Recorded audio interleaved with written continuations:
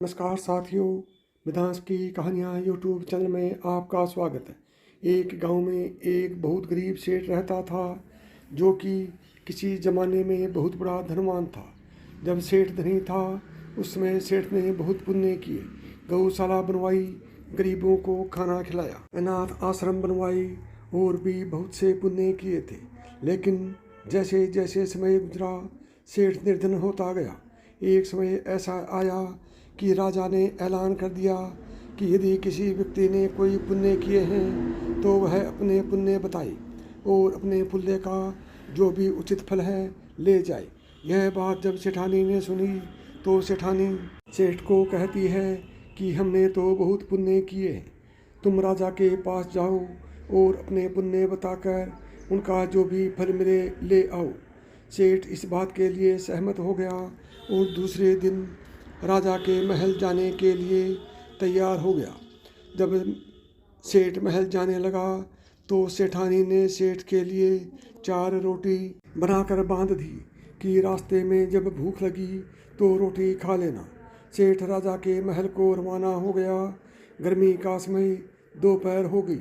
सेठ ने सोचा सामने पानी भी है, वृक्ष की छाया भी है, क्यों ना बैठकर थोड़ा आराम किया जाए, वह रोटी भी खा लूँगा। सेठ वृक्ष के नीचे रोटी रखकर पानी से हाथ मुँह धोने लगा।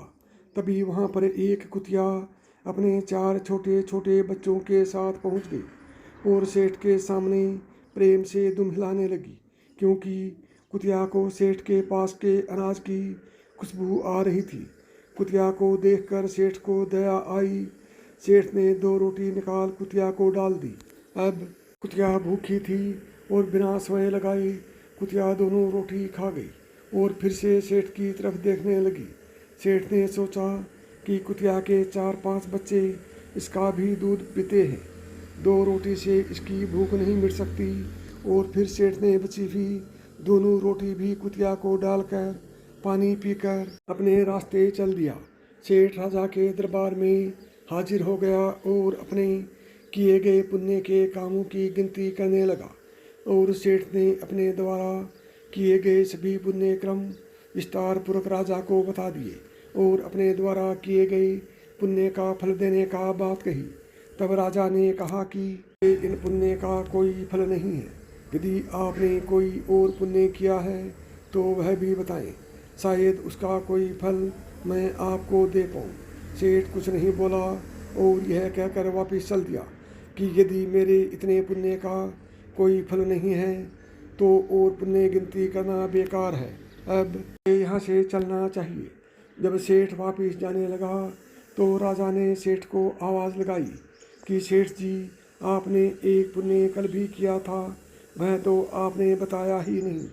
सेठ ने सोचा कि कल तो मैंने कोई पुण्य किया ही नहीं, राजा किस पुण्य की बात कर रहा है, क्योंकि सेठ भूल चुका था कि कल उसने कोई पुण्य किया था।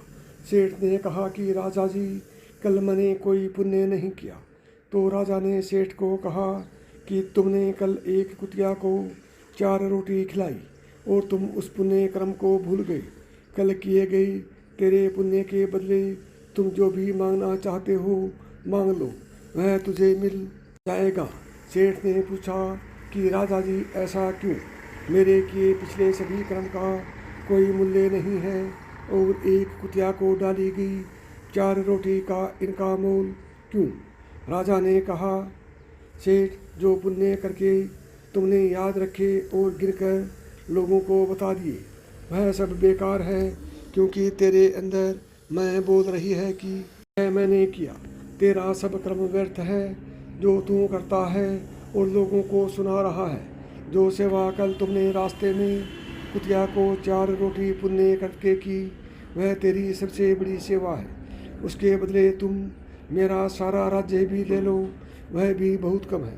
दान व पुण्य वही है जो एक हाथ से करे तो दूसरे हाथ को भी पता न हो कि दान दिया है। साथियों, यदि यह कहानी आपको अच्छी लगी हो तो मिधांस की कहानियाँ यूट्यूब चैनल को सब्सक्राइब करें। नमस्कार दोस्तों, जय श्री कृष्ण।